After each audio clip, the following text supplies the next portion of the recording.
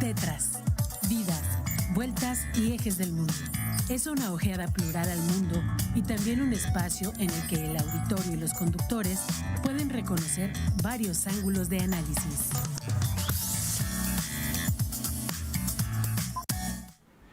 ¿Qué tal? Muy buenos días. Están en su gustado programa de todos los miércoles a las 9 de la mañana, Tetras. Vidas, vueltas y ejes del mundo. Comuníquense con nosotros, ya conocen nuestros datos, la información que siempre nos permite estar interactuando con ustedes. Hoy, miércoles 14. Es 14, ya 14 fíjate, de mayo. Sí. Mañana Día del Maestro. Mañana Día del Maestro. Y entonces, pues lo que queremos para iniciar este programa, vamos a tratar un tema importante, de actualidad, la muerte del Papa Francisco y la elección del Papa León XIV. Pero antes de entrar en materia con nuestro invitado, un invitado que está dentro de toda lo que es la dinámica de la institución de la Iglesia Católica, el padre José María Guerrero. Es José María Guerrero. Entonces, más conocido como Chema. Chema. El padre Chema Guerrero. Mucha amistad con él, Gonzalo. Muchísima. Él es párroco en Nuevo León. Tiene a su cargo justamente una parroquia muy colindante con Monterrey. Y él es originario de aquí, de Arroyo Seco. Y eso es lo que hace que tengamos tanta relación, porque con frecuencia viene a ver a su familia, que está aquí en Arroyo Seco, y entonces nos reunimos con él, con otros miembros de la Iglesia Católica y con miembros de la actividad social, tanto en Nuevo León como en Querétaro.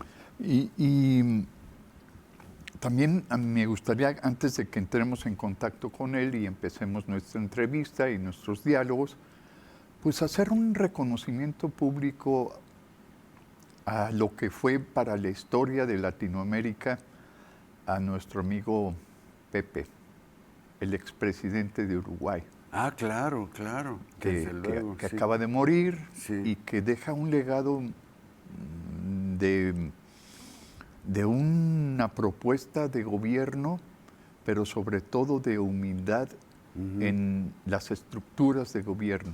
Y me parece que Pepe Mujica fue eso para Latinoamérica, y yo creo que también para la Organización de los Estados Americanos y para la misma Organización de las Naciones Unidas. Un reconocimiento para él.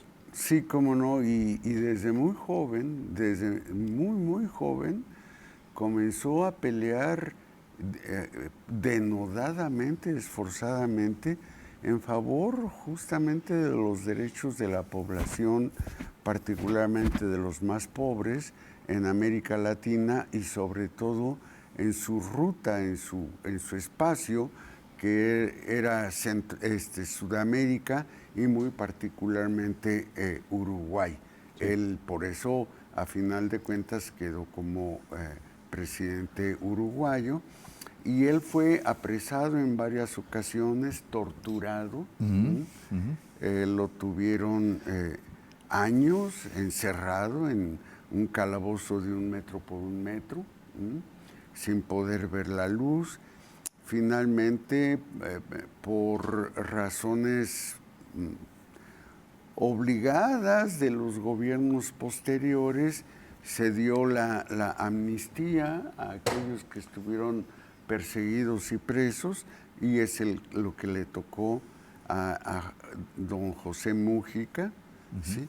Y de esa manera él pudo continuar con su trabajo, pero ha sido uno de los presidentes, cuando digo pero, quiero decir, ha seguido con su trabajo, y eso le permitió contender por el poder público la presidencia del Uruguay, y eso le ha dado una de las adhesiones más grandes que ha habido en la historia de América, más del 36% de la votación a su favor. Pues bueno, yo creo que es menester plantear un programa próximo para hablar de lo que fue Pepe Mujica para Latinoamérica y principalmente para Uruguay. Por lo pronto, démosle la bienvenida a Chema. Sí. Y Chema, buen día, ¿cómo estás? Te saludamos Muy desde bien, acá de saludos. Querétaro. Saludos desde el refugio Arroyo Seco, Querétaro. Ahí está, sí. Muy bien, muy bien. Muy buenos días, Chema. Ya habíamos dicho que eres José María Guerrero, pero todos te conocemos como Chema. Tu feligresía y tus amigos, tu familia, así te conocemos, el Padre Chema. Padre Chema, fíjate que no soy José María, soy José Manuel. Ah, José Manuel, ¿y por qué Chema? Ah, por Manuel, claro. Tienes razón. En el seminario de Monterrey, en 1985, cuando entré, había otro que se llamaba José Manuel como yo y le decían Chema. Entonces, a él le siguieron diciendo Chema y a mí me dijeron Chemita. Pero luego se ordenó y se murió y ya yo pasé a ser Chema. Muy bien. José Manuel, entonces, bienvenido a Tetras. Es la segunda ocasión que estás con nosotros y hoy tendríamos que tratar un tema obligado. No podemos dejarlo pasar por lo que significa y representa esta elección.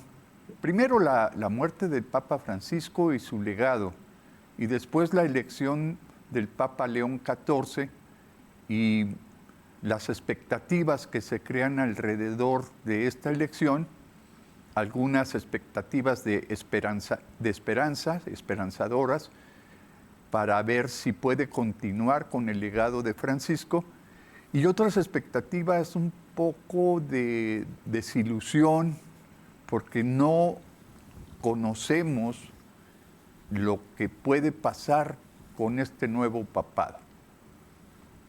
Además de que hay otros datos que habría que tomar en consideración, porque si bien es cierto que durante muchos siglos la voz de la Iglesia Católica en Occidente sobre todo era una voz dominante directamente tanto por sus autoridades, por sus jerarquías, como por su pueblo, ciertamente con el paso de los años, de los siglos, y en esta época actual en que parece que la población se va distanciando progresivamente de la religión, pierde actualidad o pierde presencia el acontecimiento eclesiástico internamente.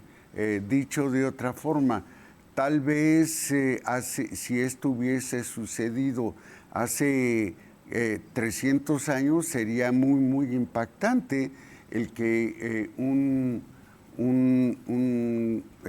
papa con raigambre latinoamericana fuese nombrado o nominado como papa. Pero hoy a muchos los deja impávidos, como si esto no tuviese importancia. Sí, el Papa Francisco nos protegió a todos los que hacemos una tarea misionera que tiene que ver con el cuidado del medio ambiente, que tiene que ver también con el tema de los derechos humanos, que tiene que ver con los movimientos sociales. A todos nos dio cierta protección, porque sus encíclicas nos apoyaron nuestro mensaje. Por ejemplo, la encíclica Laudato Si apoyó pues todo el trabajo que hacemos los que cuidamos el medio ambiente. Un servidor, por ejemplo, yo pertenezco a la Comisión del Medio Ambiente de la Arquidiócesis de Monterrey, y la encíclica a personas como un servidor y como muchos en América Latina y en el mundo, pues nos dio cierta confianza y cierta protección el hecho de que el Papa Francisco estuviera en sintonía con lo que nosotros, por lo que nosotros hemos luchado siempre, cuidar el medio ambiente. Igualmente, su encíclica Fratelli Tutti, que nos ayuda a buscar entre todos la amistad social, también nos ayudó, porque en los movimientos sociales buscamos el bien común por encima de lo que nos divida. En este caso, por encima de las religiones, si las religiones nos dividen, o por encima de todo lo que tiene que ver con lo político, si lo político nos divide.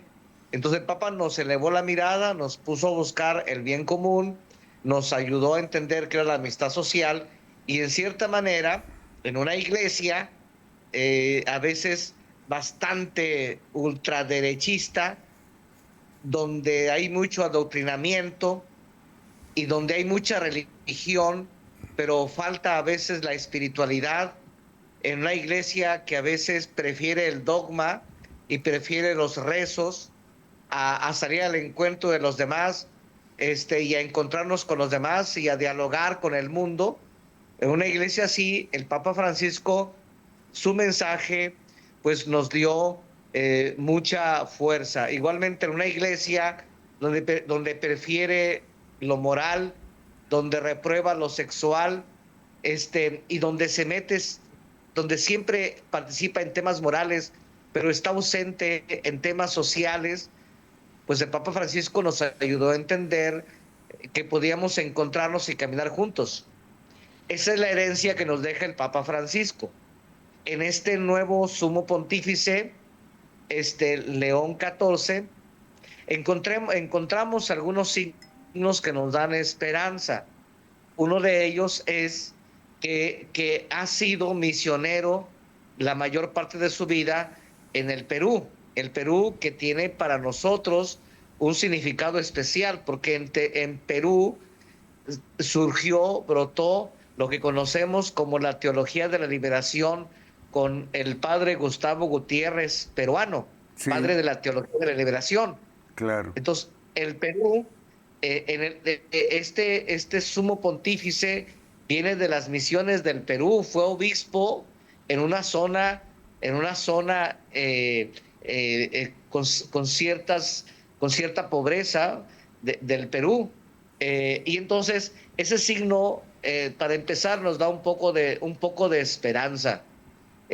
Ojalá podamos seguir, pueda este sumo pontífice seguir dejándonos el camino abierto para que los que participamos en los movimientos sociales, en el cuidado del medio ambiente, en la defensa de los derechos humanos, los que queremos una iglesia, como decía el Papa Francisco, en salida, los que queremos que la iglesia hable abiertamente, defendiendo a los que sufren, a los pobres, que se ponga del lado de las víctimas, que se ponga del lado de las víctimas de feminicidios, las víctimas de desapariciones forzadas, las víctimas de tantos males que actualmente tenemos, por ejemplo, la gentrificación en la ciudad de... Primeramente, Chema, víctimas de la pobreza, víctimas de la miseria. Víctimas de la pobreza. Sí. Pero también me gustaría que hicieras alusión al nombre que asume el Papa León XIV, justamente haciendo referencia o reminiscencia del Papa León XIII, la importancia que tiene dar esta continuidad.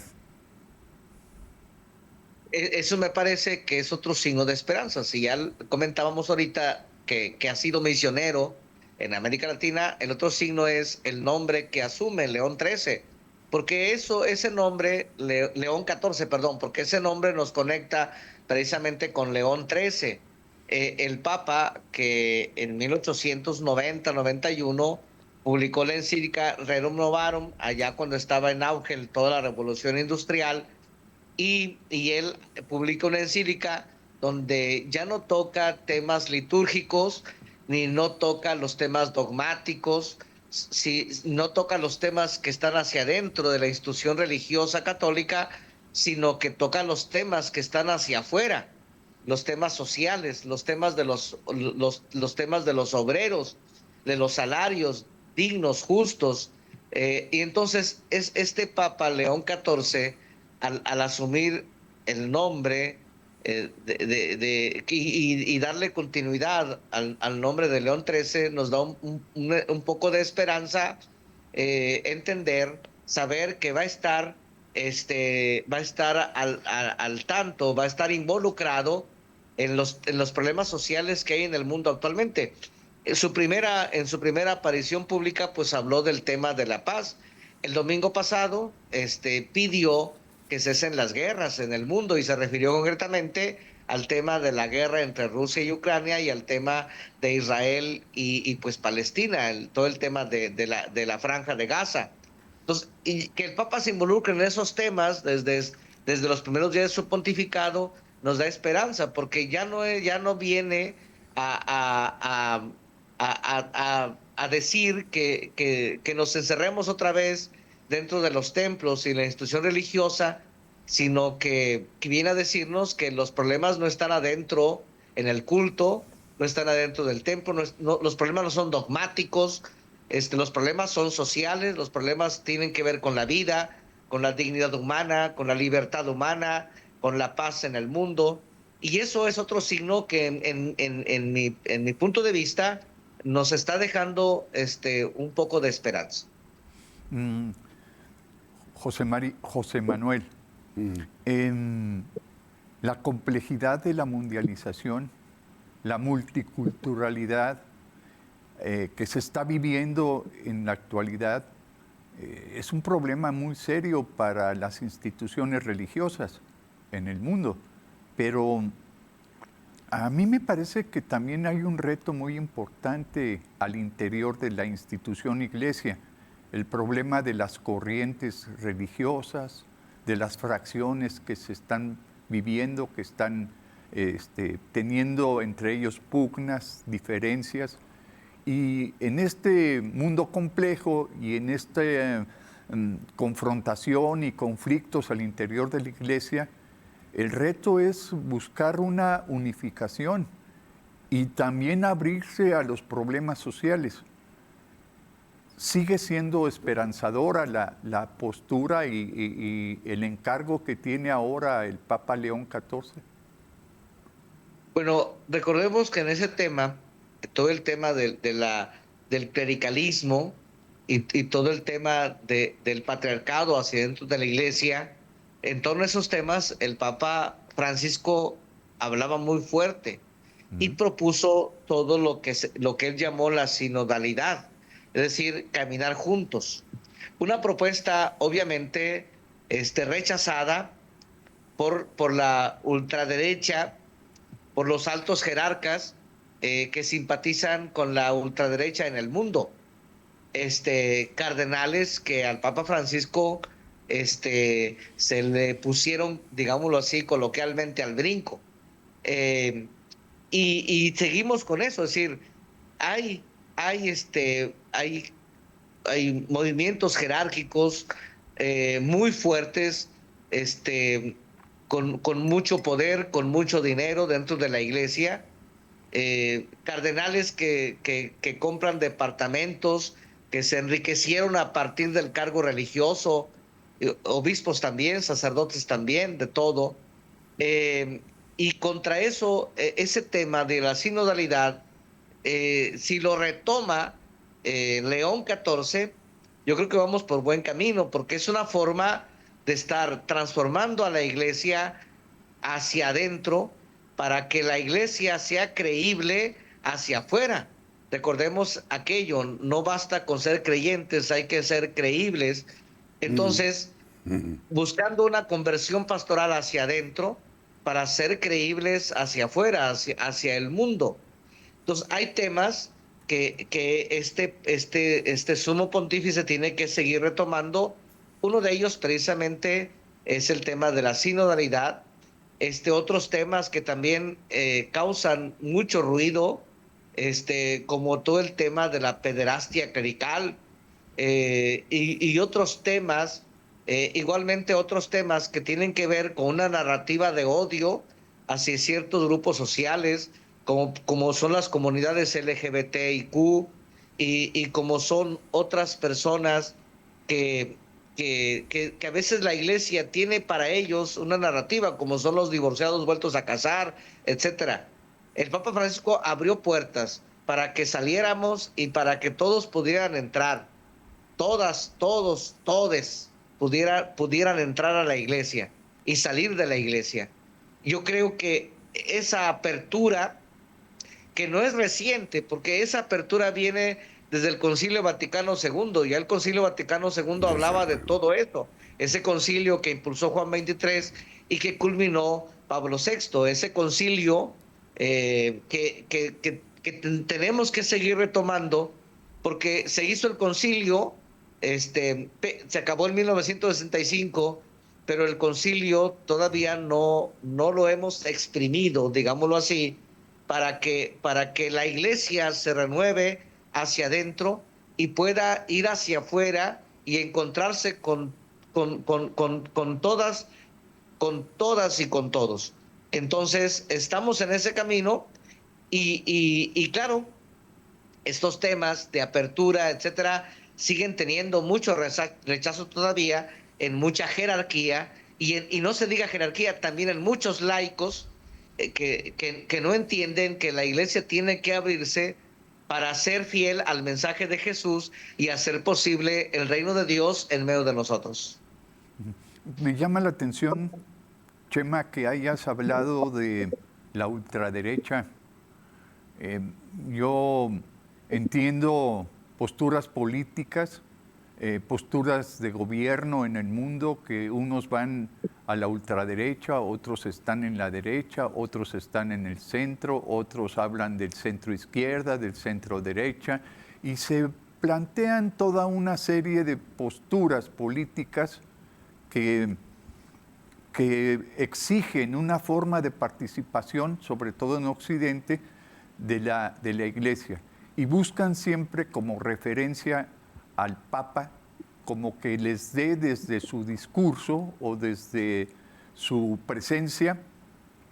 Parece que tú, no, estamos bien, ¿verdad, Chema? ¿Me estás escuchando? Estamos bien, todo bien. Sí, entonces parece que esto sigue una especie de manoseo político para acercarse al Papa y su representación religiosa para dar apoyo a una postura política de gobierno.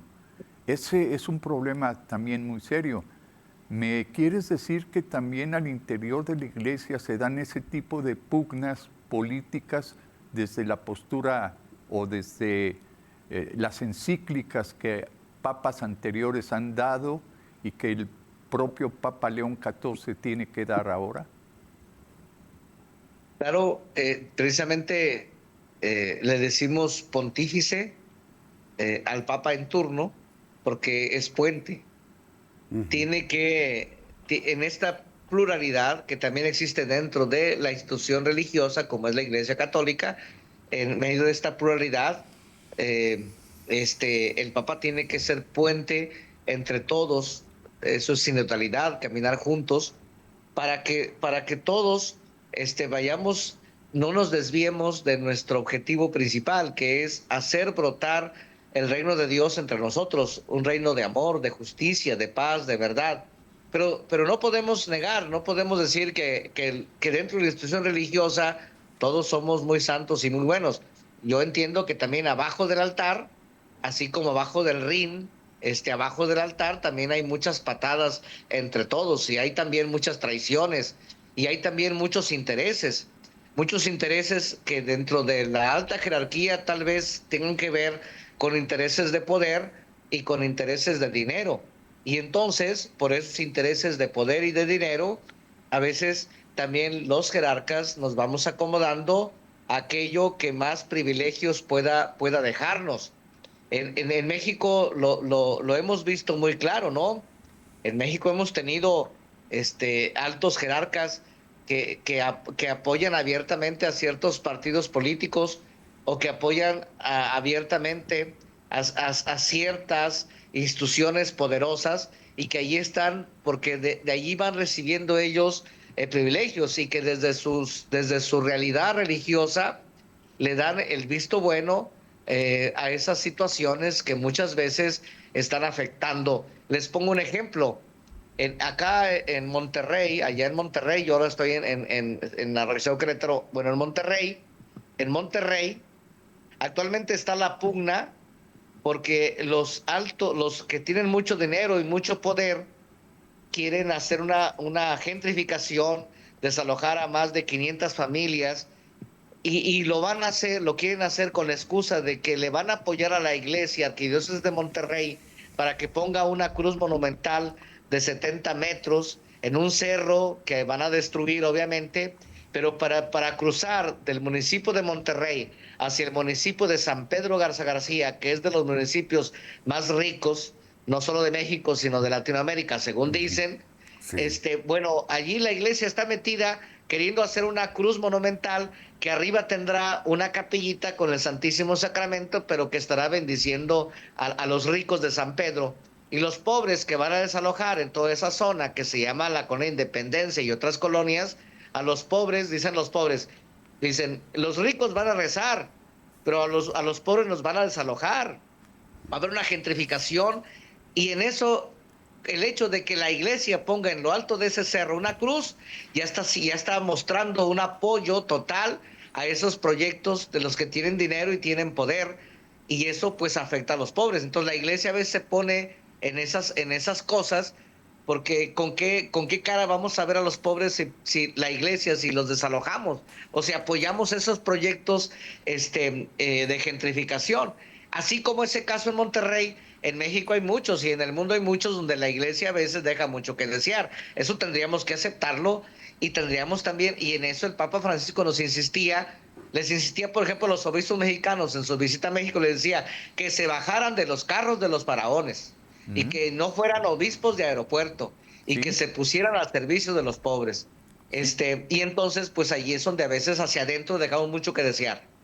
Las diferencias son muy notorias entre la instalación o construcción de una iglesia en una zona, podríamos decir, de buenos recursos económicos, y las zonas en donde no tienen más que miseria y pobreza. Las iglesias son construidas de manera diferente y los sacerdotes predican de manera diferente. ¿No será solamente un discurso esto de los pobres, apoyemos a los pobres? Y que ese discurso político puede crear malestar, sentimientos de indignación en aquellas clases pudientes. José Manuel. Yo te pediría, José Manuel, si nos esperas, porque tenemos que ir a un corte del programa y en 5 minutos estamos de vuelta. ¿Sí? Gracias. Excelente, me sirvo café. Sí, gracias.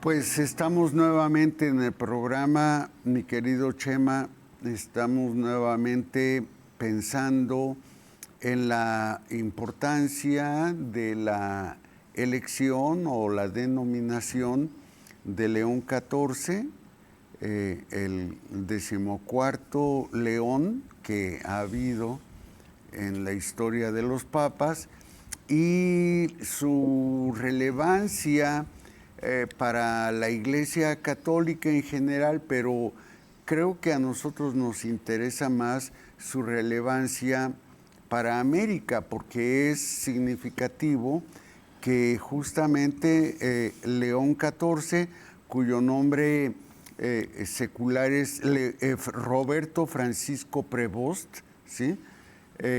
Sea justamente americano. Es el primer americano de los Estados Unidos en ser papa. Entonces, algunos aseguran que tal vez era el gallo de Trump, ¿sí? Justamente para hacerle segunda a las políticas de segregación que tiene Donald Trump. Pero por lo que ha mostrado hasta estos momentos, León XIV parecería que está apuntando totalmente hacia otro lado. ¿Cuál es tu percepción de todo esto? Bueno, como lo dije al principio, León XIV o Prevost Martínez, tiene apellido Martínez por mamá española, Ajá. Prevost Martínez, pues lo vimos en su primera aparición pública. Le mandó saludos a su querida diócesis de Chiclayo en el Perú. Ajá. Y como que en su corazón trae a esas familias sencillas, humildes del norte del Perú, muy parecidas a las familias mexicanas sencillas o a las familias latinoamericanas sencillas. Entonces, en su corazón, él trae cariño por esas realidades sociales que seguramente le tocó mirar en su tarea misionera dentro del Perú. Pero también recordemos que él era el que le presentaba al Papa Francisco los nombramientos de los obispos en el mundo entero para que el Papa Francisco los autorizara. Y seguramente el perfil que buscaba era un perfil seguramente de un obispo pastor, no un obispo funcionario público. Igualmente, me parece a mí que habrá mucha sintonía de León XIV con el Papa Francisco en torno al tema de los migrantes, que es un tema precisamente que con Estados Unidos ahorita está vigente.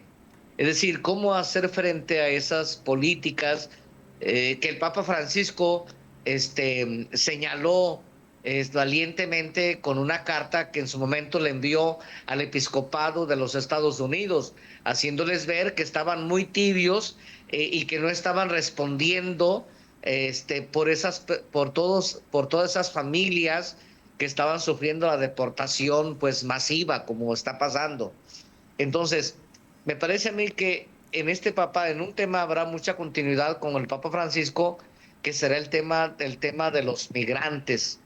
Y vaya, que es de nacimiento, pues nació en Chicago, de nacimiento de Estados Unidos, pero su formación y su corazón, su cariño, su amor, ha estado en medio de esas realidades de pobreza que seguramente percibió y acompañó en el Perú. Entonces, eso también nos da esperanza, es decir, ya el domingo pasado habló en torno al tema de las guerras y señaló cosas muy concretas. O sea, no solamente habló de las causas de las guerras y sus causas, sino también señaló los responsables, en cierta manera. Creo que en el tema de migrantes también lo seguirá haciendo, y eso también es una luz de esperanza.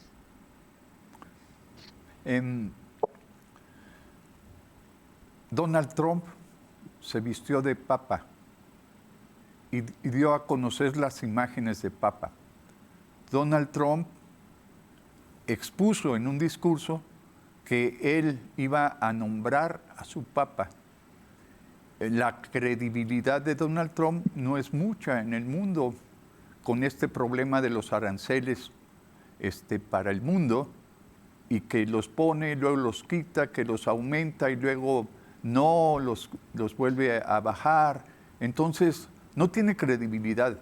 Sin embargo, la dominancia del discurso, toda la retórica de Trump, pudo haber llegado a muchos feligreses.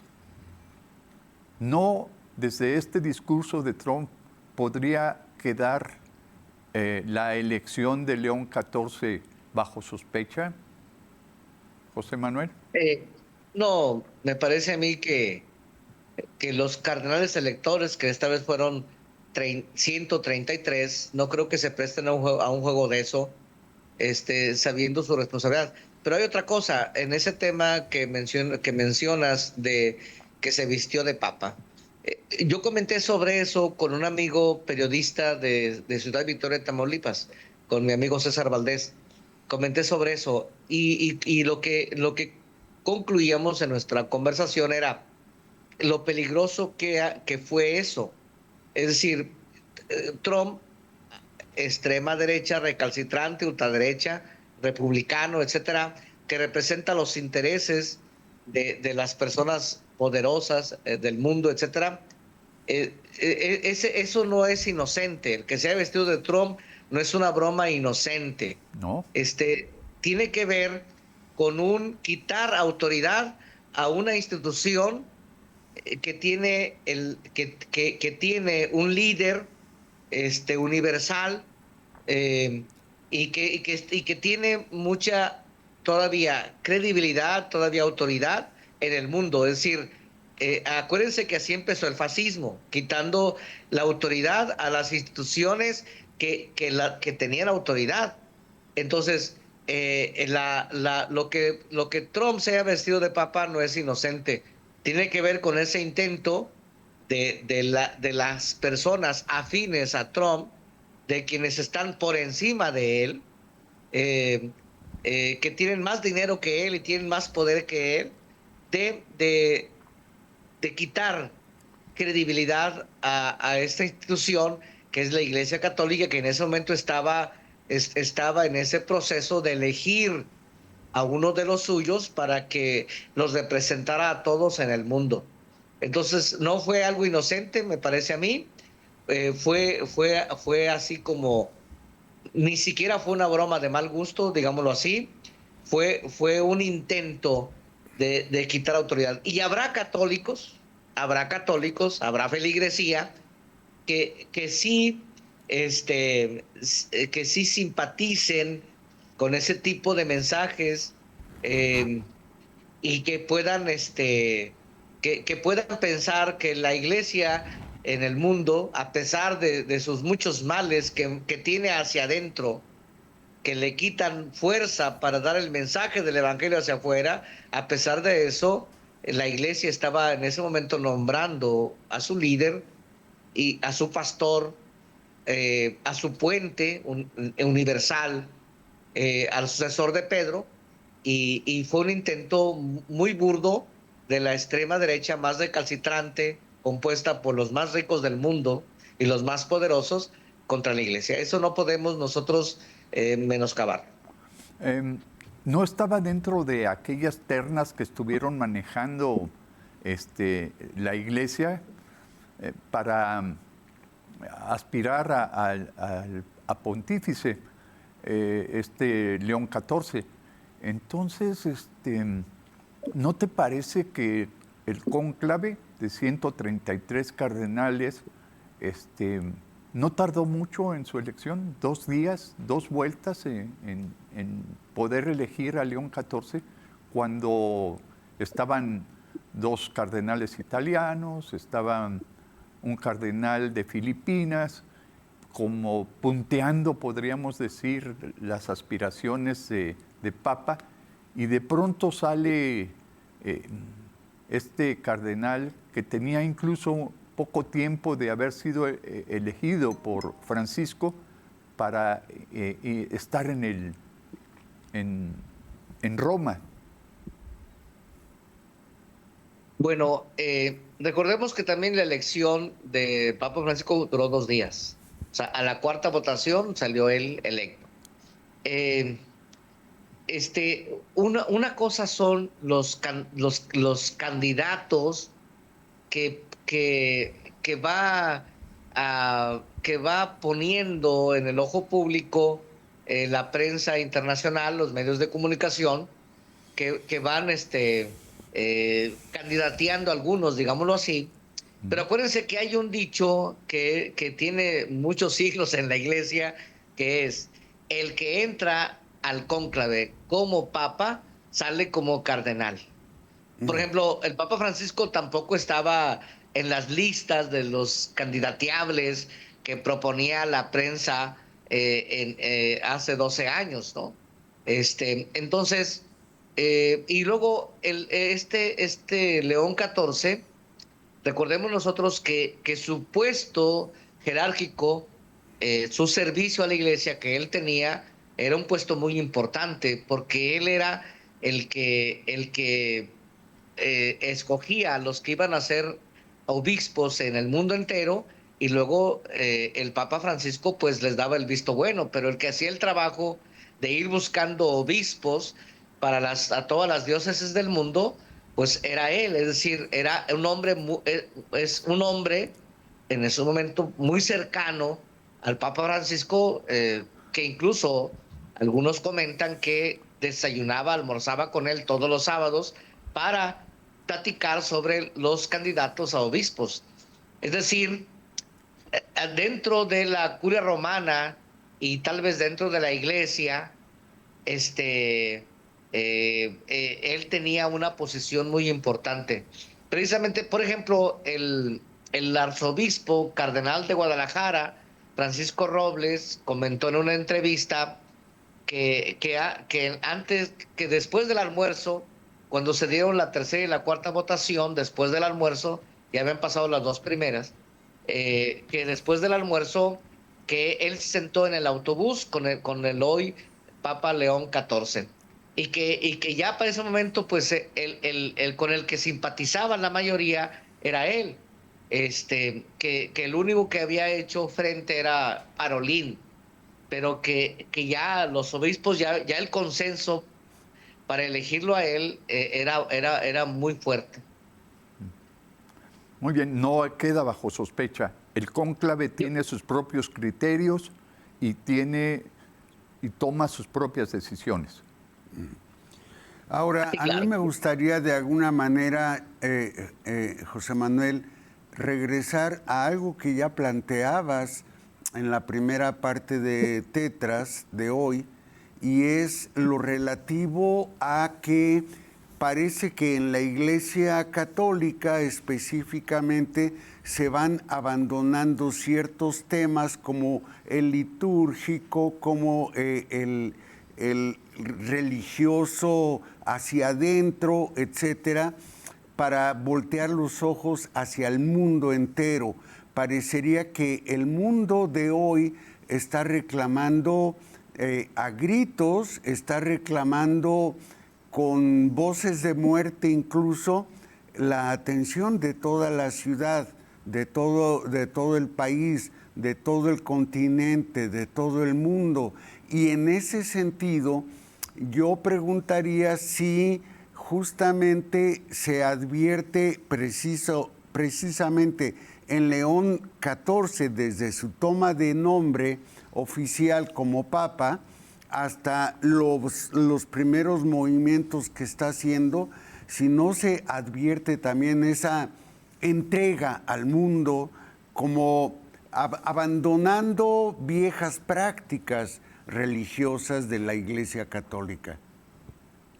Bueno, desde la propuesta del Papa Francisco, y esperemos que ahora con León XIV, pues se nos ha dicho que se prefiere una iglesia abierta y en salida, una iglesia que no tenga miedo a accidentarse, una iglesia hacia afuera, pero ciertamente hay mucha fricción. Por ejemplo, todavía dentro de la Iglesia Católica, en algunas parroquias, en algunas diócesis, pues se hacen grandes debates por si la oración del Padre Nuestro en la misa la hacemos con las manos juntas, la hacen los laicos con las manos juntas o la hacen con las manos extendidas. Allí se ponen todos los debates y eso es irrelevante. Totalmente. Porque eso es irrelevante. Donde sí hay que debatir dentro de la iglesia es en los temas que tienen que ver con los grandes problemas socioambientales que tenemos, los grandes problemas que tenemos de derechos humanos, de justicia social, etcétera. Hay diócesis donde el problema del agua se privatizó, el asunto del agua se privatizó, y los altos jerarcas de esas diócesis no han dicho ni una palabra, tal vez para no ofender a los gobernantes que les brindan ciertos privilegios. Hay diócesis, hay estados del país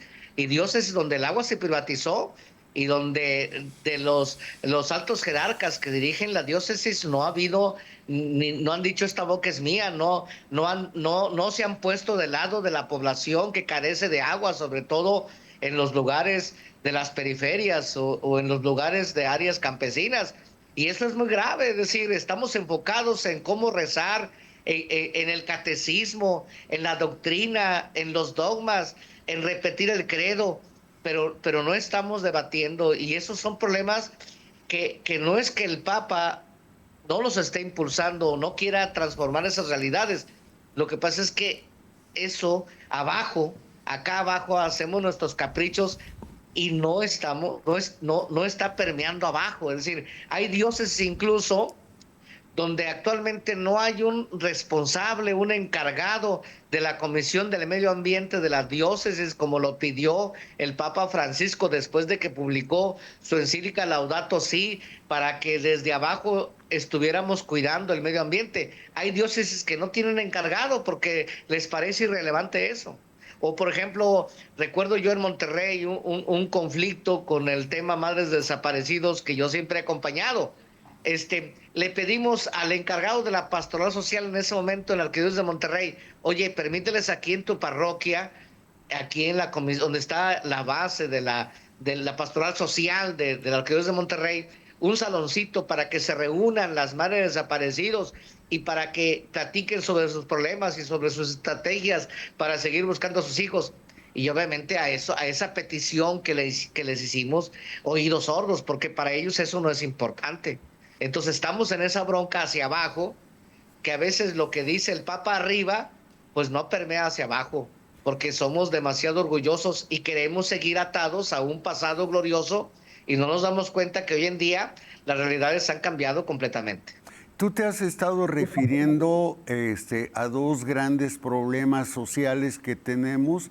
Uno es el de la gentrificación, es el primero que mencionaste, y el otro es el problema del agua.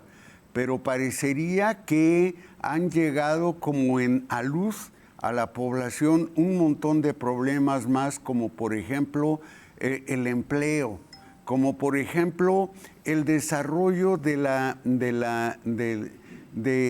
inteligencia artificial, que va dejando sin empleo, sin trabajo a muchísima gente y que por lo tanto provoca serios problemas internos, no solo dentro de un núcleo poblacional o de un pensamiento comprometido, sino incluso nacional e internacionalmente. Por eso las grandes migraciones que estamos teniendo, tratando de ingresar a otros países donde la gente encuentre acomodo económico, por ejemplo, ¿sí?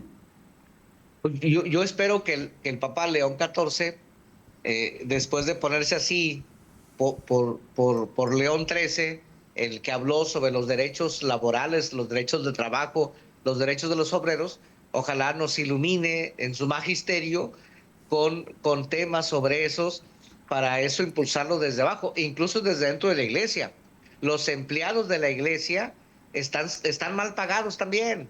Claro. Las secretarias de las oficinas parroquiales no tienen seguro social, no tienen sus servicios sociales, es decir, no tienen seguro social, no tienen protección, y entonces les vamos pagando así, ahí como se pueda, pero no las ponemos en el seguro social, no les damos sus prestaciones sociales. Si repasáramos a las diócesis de México, pues yo creo que la mayoría, sus empleados, sus sacristanes, sus secretarias, no tienen su seguro social, sus prestaciones sociales garantizadas. Entonces, hacia dentro de la iglesia también somos muy esclavistas. ¿Y cómo vamos a decir al mundo que tengan presencia social los obreros y los trabajadores, si nosotros hacia dentro de la iglesia no estamos haciendo nada? Esperemos que el Papa León XIII nos anime a esto. León XIV, sí. Me confundo todavía. Claro. León XIV nos anime a dar esos pasos. Le tenemos mucho amor al dinero y poco amor al prójimo, eso que ni qué. Eso que acabas de decir es un tema amplio, muy grande, que tenemos que seguir conversando, y te invitamos para una siguiente ocasión, ya fijaremos la fecha, para justamente hablar de este amor al dinero y la pérdida de amor a la naturaleza y al ser humano. Sí. Me gustaría que la siguiente vez yo estuviera en su cabina para conocerla. Ah, estupendo. Bienvenido. Sí. Yo puedo viajar. Muy bien, pues tenemos que despedirnos, es una pena, esto tiene un inicio, pero también un final. Y bueno, ahora tenemos que despedirnos, te agradecemos a ti y agradecemos a toda nuestra audiencia el que nos hayan acompañado. Abrazo, Chema. Gracias, bendiciones. Adiós. Esto fue Tetras, Vidas, Vueltas y Ejes del Mundo. Programa que se asoma a la vida humana en sus diferentes expresiones, queretana, nacional o mundial. Una producción de TV UAC y XHUAQ Radio Universidad. Gracias por acompañarnos.